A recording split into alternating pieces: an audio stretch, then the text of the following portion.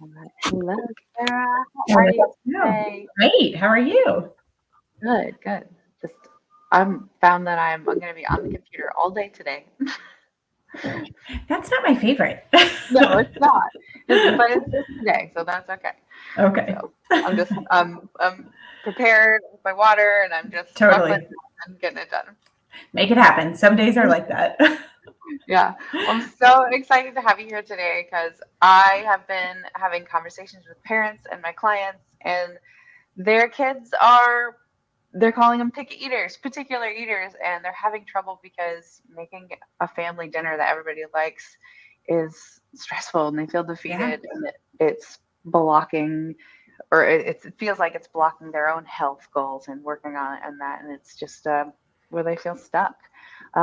So I'm having you and other experts come on here and just talk about some ways we can approach that and so it doesn't feel so overwhelming and big and we can break it down.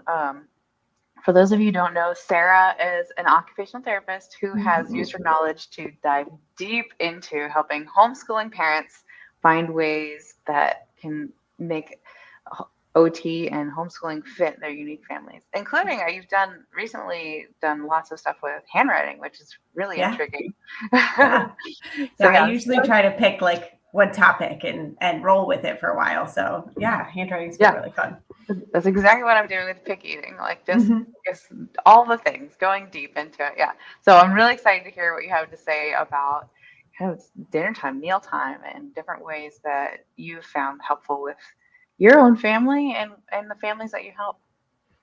Yeah, absolutely. So I do want to start off and just say like there are occupational therapists that deal specifically with feeding and eating, and we're going to talk a little bit about that today and like what when you would seek those out. What I do, like Megan said, is I really work with homeschool families on the goals that you set. So every homeschool is different. Every family is different. Obviously, there's different people, different environments, different theories of education, whatever. In my mind, there's no right or wrong way to do it.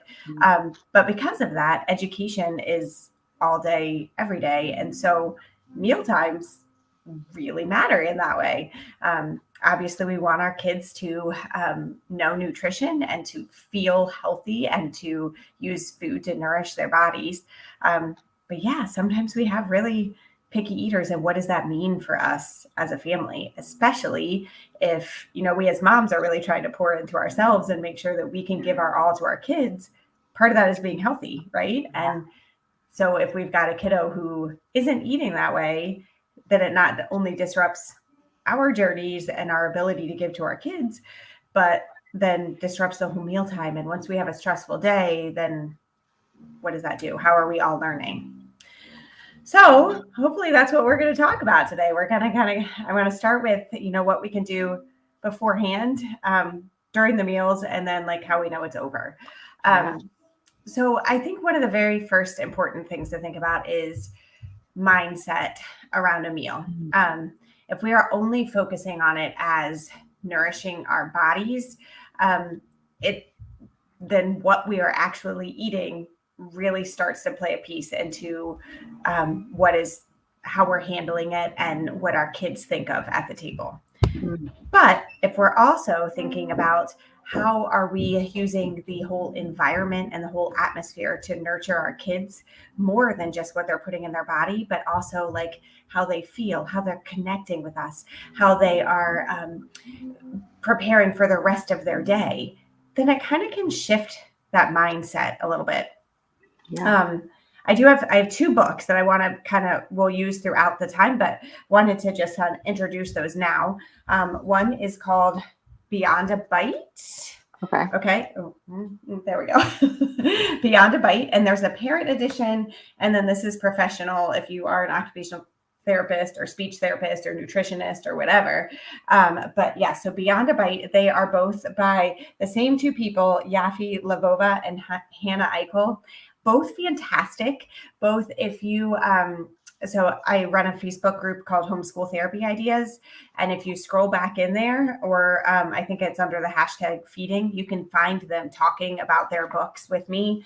But one of the biggest things that they talk about is mindful parenting. So, and how that feeds into what we're eating and the mealtime success itself. So really, like a prime example that I want to talk about, just kind of how this would play out would be like, let's say, for instance, that you are really broccoli, okay, and your kid will not eat it. Your kid hates it. It's very, it's on the no-go list, right? Yeah. So I get it because it's weird. Like the top of it feels one way, the bottom feels, it smells funny. I get it. But instead of, if we're like, take that bite, eat your broccoli. You have to eat it before we go. Broccoli's so good for you. We're just continuously giving them all this information as to why they should eat it. Instead of, hey, here we are at the table. I'm going to eat some broccoli. Here's a little bit on your plate. Maybe they don't eat it that day, but maybe you talk about it and you're like, oh, you don't want to eat it? Just move it to the other side of your plate. They're still interacting with it. Yeah. Because they've moved it over. Or you're like, oh, yeah, this is a new food for you. What does it look like? They're not eating, but you're still interacting with it. They're describing it then. Maybe another day you're like, what does it smell like? Or you're like, okay, you don't want to eat it? Put it on my plate. Again, they're still interacting with it. They are still becoming used to the concept of that broccoli until the day when someday they might eat it. Yeah. And what I noticed in that scenario is like you're taking that negative energy and environment and you're like transferring it to something a little bit more neutral and like encouraging, and that's huge. Like to not have that pressure on the kid. Right. Because who does want to come and sit down at a table when they know the whole time that they're going to be there, somebody's going to be telling them to do something that they don't want to do? It's not that food is enjoyable at that point. We're putting a negative connotation on food. And then, no, they don't want to eat it. And they're going to put up even more of a wall and even more of a wall and even more of a wall. So through that mindset of, okay, I want to make this table be an atmosphere of connection and just feeling comfortable around food, I think that's our number one thing. So the second thing I want to say, so mindsets first. The second thing is like, let's make sure that our kids are prepared sensory wise for the table, because let's be honest, it smells different. A lot of times there's textures we don't like. You have to sit, and that could be really hard for some of our kids too. I say all the time, there's really only 2 times that I think that sitting is necessary. One, in the car, for sure. I mean, you have to sit for safety. And the other one really being meals, because I mean, there's a really good article. I have to look at my notes here of my article that I found. Megan Vantmar wrote it. And she talks about the coordination that it takes to actually consume food. And it's not only the coordination of like your focus and your hand and mouth, but also the coordination of chewing and swallowing. And if you're doing that while you're walking around and you're somewhere else, it's just not safe, So we want, safety wise, we want to teach our kids to come and join us at the table. Yeah. So if we need that to happen, then we need to help prepare their bodies. So there's something in the OT world that we call like this zone, right? This is the zone of optimal arousal or optimal alertness. So I put that in here. Below that, you've got people who are low, is what we call it. So they would be like slumped or not really paying attention or like having a hard time even, following you. Think about when you're first waking up in the morning and you're like kind of zombie-like, or if you've been sitting, right? Yes. Or if you've been sitting for a really long time and you're just like zoning out, looking out. Hopefully no one's doing that right now. But, if you are, here you are. Here you are. Right? And then we've got people who have been in this, this optimal zone, and then they're totally overwhelmed and they're up here. So these are our kids who are like wound up really tight, who are, they're overstimulated. You hear that term a lot, overstimulated. So what helps with both of those is heavy work. It's getting to know where your body is in space so that you can control it a little bit more. It is when you're overwhelmed up here, being able to lift and move your body, kind of like when you feel stressed out and you put on a big heavy blanket and you're like, right? Yeah. It's helping us to calm down, to be in this zone. So sometimes before a meal, it, important to walk outside for a few minutes. If you're picking up something, or if you're helping to carry the food from the kitchen counter over, you're lifting and you're carrying. Yeah. If you are doing anything that's like pushing or pulling, maybe Yeah. the way that you get to the table is like stomping your feet, or I don't know, wheelbarrow walk Yeah. before you wash Just your hands, right? get into Like, your energy span. Yeah. yeah, I yeah. like that's something we incorporated with our son before dinner, and I Mhm. like to have him take the trash out before dinner Yeah, because he said right. he's carrying that, and it's kind of Yeah, like a routine, so it's not anything we have to think about too. yeah, It's right. built in. Yes. So then he's making sure, he's got this job. So he feels important. He feels included. He also is using his body in that way. And then he has to come back and wash his hands, which is all a functional task in itself. So we have so many good things happening there. Maybe their job is to maybe sometimes wiping the table even before you start, Yeah. and then pushing it in the chairs. That's a functional way of making this happen, where all that pushing and pulling, that's going to do that same thing. That's all upper body push, pull, heavy work. So then they're ready to sit down, but they also know that they're transitioning in there. Yeah, that's Um, a big thing. Yeah. yeah. So the first one was mindset. The second one is making sure that their bodies are prepared. Um, Also, really, when we think about an anchor point in the day, so these kiddos that can get overwhelmed really easily up here, or the ones that are not in that optimal zone because they're really low, knowing what happens first, next, and last in your day can help. That familiarity of the rhythm really helps to either calm or alert, because you already know what's happening. You're Mm. prepared. You can help prepare your body. So um, we in our homeschool, we use meal times during the day, not only as, just sitting to eat, but it's also where we facilitate some learning. So Mm. in the mornings, we do our morning time during then. So we watch news, CNN 10. We listen to a hymn in the morning, and that's kind of where we do that hymn study, or you could do any type of music study. And that's all during that morning time. And then I read to them after I eat. So they're all together. Food is there, but it's not necessarily the, oh my gosh, this is what I have to eat right now. And I Yeah. only eat waffles, and my mom wants me to eat all these other things. So mom's eating all of her other things, and he's eating his waffles, and we're still having the same conversation, and we're still moving forward. Um, and then at lunchtime, now I kind of wish I could take credit for this idea, but I can't.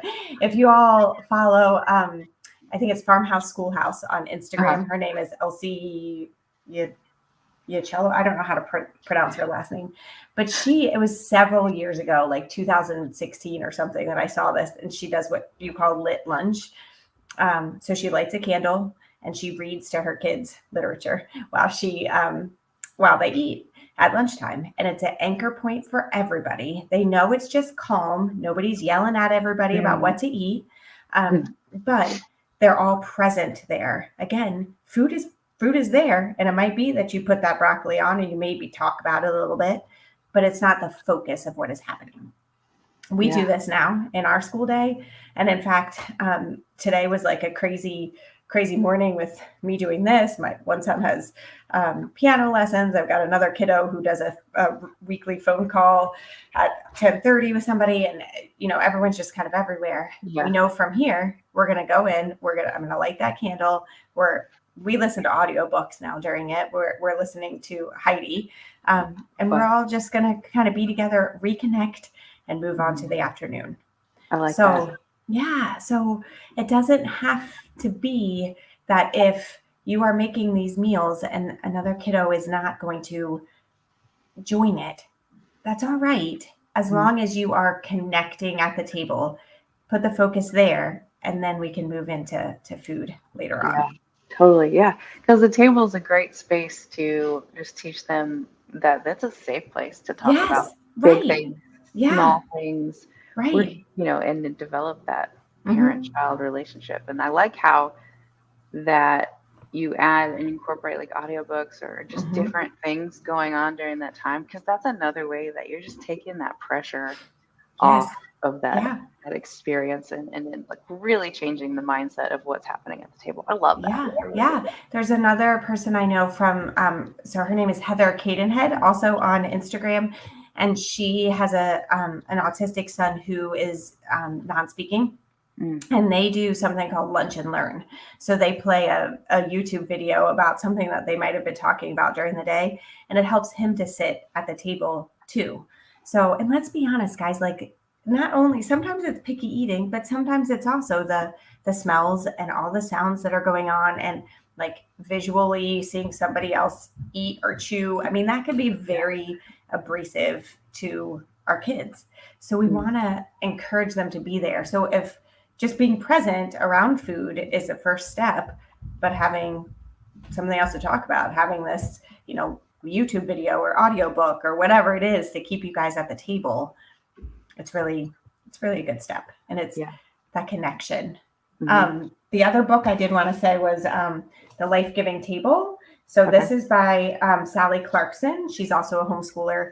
And so it's written from a Christian perspective, but man, oh man, does she go into like some ways that she has used the meal times to really connect with her kids.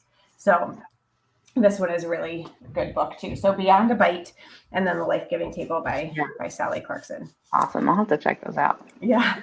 So the last thing is really, so we've got the before, how do we prepare our Mhm. bodies? Part of that's with mindset, but then the other part is the sensory piece. During, how do we handle it? You can do it with audiobooks or just really paying attention to that atmosphere. And the last thing is knowing, like, when does it end? Yeah.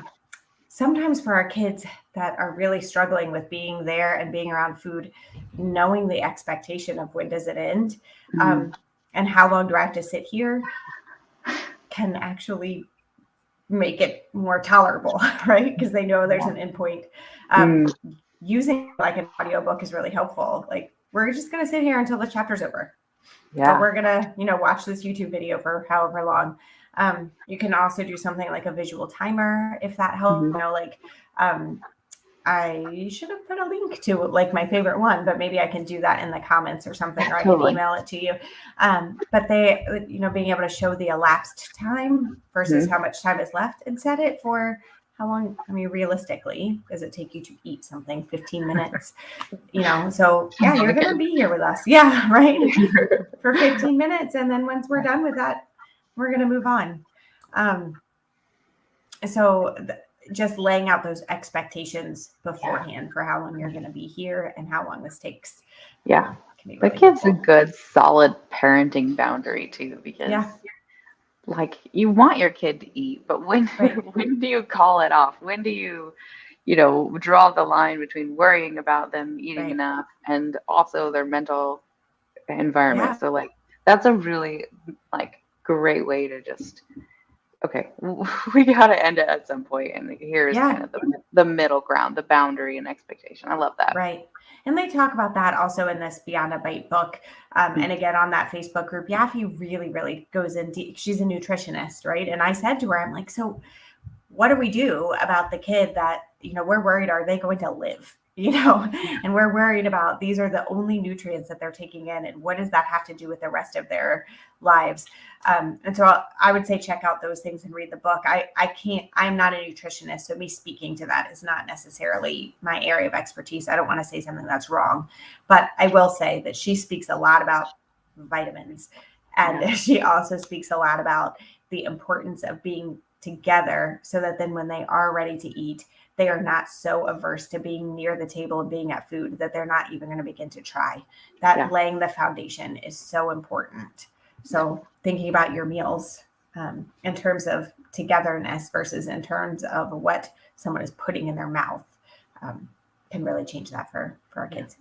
I love that perspective. Mm-hmm. That's Mm-hmm. awesome. What else? What other tricks or tricks of the trade that you have, like to keep a kid engaged during a meal? Like my kids, I mean, like okay, when my son was a toddler, we'd put him in Mm-hmm. the car seat and Like he'd literally just yell occasionally because he had so much energy, like Right? pent up. Yeah. Like, what do you like? What are some ideas for kids like that who just like they're just I know. going all the Being time? right here is awful. Yeah. So to go right along with that deep pressure of preparing beforehand, the other thing can be while you're at the table, like putting a TheraBand or an exercise. I have one. Huh, look at this. An exercise band like around the bottom of the chair, so they have something to kick Yeah. that can give them that deep pressure during the meal. Yeah. And in Okay. fact, do you do that? You do. No, well, I did it because we had talked a few weeks ago, and I tried it on my son, Yeah. and How'd he it was work? like, okay, first he was like, "Ugh, I don't need that, like, Yeah. because he's a preteen, Uh-huh. and I was like, well, it's okay, we'll just see. I just want to see, Yeah. and he's like, well, I appreciate you caring enough about me, but I don't need it, and like Okay. 1 minute later, he's like kicking it, and I'm like, well, like for me, sensory wise, the noise was killing me. But Yeah. but for him, he was like just sitting there eating and fidgeting along. And I looked at him. I just gave him this look, and he just had this smirk, like, yeah, okay. So maybe I do like it. Another thing, like for kiddos who really like to fidget or they're fiddlers, you don't want to necessarily bring like toys to the table. So I don't advocate for like, let's bring your fidget toys to the table. But what if you had, I should have brought this in here too, but what if you had a napkin and you put a napkin ring around it that has something that like they could fidget with or fiddle with? That makes it fit into the environment there. So it's not distracting for everybody else. But like imagine holding onto the cloth and just like spinning around a napkin ring. Mm-hmm. Okay. And that's the one thing that you have at the table to fidget with. So it's associated with that time. It's going to hold your attention more and make it maybe, it's probably not going to grab you an hour, but let's be honest, we don't need to sit there for an hour. Right. No. I mean, maybe someday we're going to have a 5-course meal and we're going to sit nicely at the restaurant. But today, I just want you to eat your chicken nuggets. Right. Totally. Yeah. So those are some, making sure that their sensory needs are met. Another thing could be like a bike that you just pedal with your feet. So now granted, at that point, you have to be careful that you're not shaking the whole table because that, again, can be aversive to other people, but just mess around with it. Like what can you add to the table that is not going to make everybody else averse, but can help this kiddo meet his needs? A lap, like the same thing with the napkin, if you're thinking about that, like something over the lap. You can do like there's weighted lap blankets or something that maybe you would just use that's his napkin. Maybe you would just use it during mealtime and then it's easily washable. But those like weighted lap blankets that you can put on to just give that deep pressure to be there. That's a good idea. What about posture during a meal? Like how much does it affect how they're sitting? Right? Yeah. So anatomy wise, when you're chewing and swallowing, if you're here and your head's down, your food does not have a clear path. And so it's not really safe, right? But so what you want to think about for our kid, also like kids with dangling feet, I'm doing it like you can see me, that was dumb. Dangling feet and kicking feet, it doesn't give them that base of support. So if they are a kid that gets easily overwhelmed and their feet are dangling, it's not going to promote them sitting there very long. Yeah. Same thing with, I have a bench that my kids sit on, but when they were younger, they couldn't sit there because they needed that back support to keep them healthy, posture wise. So ideally what you have is feet on the floor, a 90-degree angle at your knees, a 90-degree angle at your hips. So think about what does that look like for our kids? It might be that in a regular chair that they need to have a stool under their feet to sit on, or, to prop their feet on. Then you can do, if you need different textures for their feet, or then you need something like that, you can mess with that too. That's a different way to help our kids to sit, but they probably need something there. And then if it's an adult chair, they might need something behind their backs to help them to stay at 90 degrees here at their hips too, and still be able to sit straight. So helping to support them to be good posture for safety, but then also to be able to maintain that attention. It's Yeah. hard to hold your body It's a up. lot of And muscle yeah, that right? holds up that. Yeah, Yeah. And totally. especially if you're not really good at coordinating your hands at your mouth, or you're chewing and swallowing. And then we're also asking you to hold your body upright and to maybe smell something else and to listen to us talk to you. That's really a lot Exhausting. to coordinate. Yeah. Yeah, yeah. I can see how that's overwhelming when you're just Right. not even aware of what it is when you're that Yeah. little. It's just natural to us now. Uh-huh. Uh-huh. Yeah. There's so much to learn I to know. eat and the young kid. And it's so I mean, that's what I find so much as as an OT working in this realm, is that, we think, okay, all I want you to do is eat. Okay, but do you know, like, what else goes into that? To Mm, break these things down into little pieces, and then to look at it within your environment, your context, with the people in your home, and your kids' strengths and what they need. That's what I do. That's why this is the best job ever. that's awesome. I love that. Okay, Sarah. So, if people want to learn more about kind of how you help homeschoolers and the Mhm. different things that you can do, where can they find you? So, several places actually.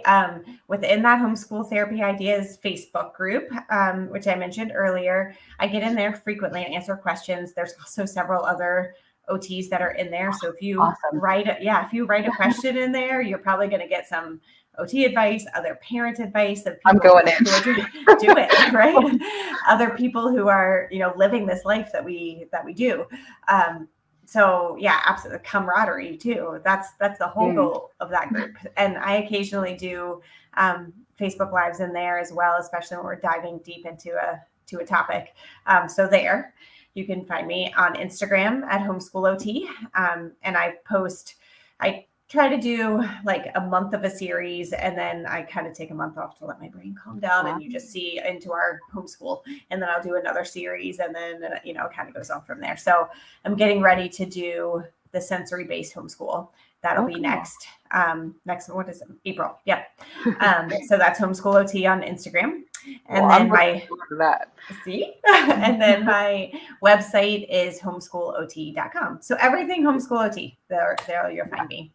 And I do private consultations with families, but then also I'll do focus groups where we do like a deep dive into what I started. I introduced it on social media, and then for families that really want to dig deep in there, then I'll have speakers come in and we read books together. I prepare a lot of content and printables and things to really help, like, on this one specific topic. So like you I love said, that. handwriting, that's what I'm doing in that focus group right Yeah, now. So that's a pain it's point. really, yeah, for a lot of people. For a lot For of a lot people, of yeah, people. totally. Well, I'm looking forward to the resources because the stuff we've learned through, the occupational therapists we've Mhm. worked with has been awesome and game Yeah, changing. So yeah, yeah. I look forward to what else you can share. So Sarah can help you with different homeschool aspects Yes. and all we're diving into the sensory stuff coming up. But if you Yes. feel like you're stressing out over meals and not enjoying them anymore, and would love to find an easy and effective yet enjoyable way to improve yourself and your family's health, that's what my husband and I are I love experts that. in. That's Yeah, what we do. yeah. So we've helped parents, regain their energy, run around the playground with their kids and not feel So great. winded anymore and take that stress out of meal planning. Yeah, And so the entire family can benefit in being absolutely. that healthy thing. So if Yeah, I you're mean, we interested in that, mentioned at the yeah. beginning that, like, co-regulation, and that we need to be ready to prepare, Mm, to give to our kids all day. So yeah. we need you. I love that. Yeah. I mean, I really think like we want our kids to eat better, Hmm. but it really stems from, I mean, you Us, can't just say, right, do as I say, not what I do. Like right, right. it comes from you. And if you Yeah, want those changes, you have to be the grown up and start working on that. So, and absolutely. that's what we do. We help you dive into that without it being stressful. So if you're interested in what that looks like, you can send me a message or just comment on here and we can kind of see what that looks like for your family, like Sarah does with the OT aspect. So awesome. Okay, Well, if you great. guys have any questions or comments, you can comment on this video or just message Sarah or I privately, and we'd be happy to answer anything you have. So, awesome. 100%. Thank you, Sarah. You're welcome. Thank you for having me.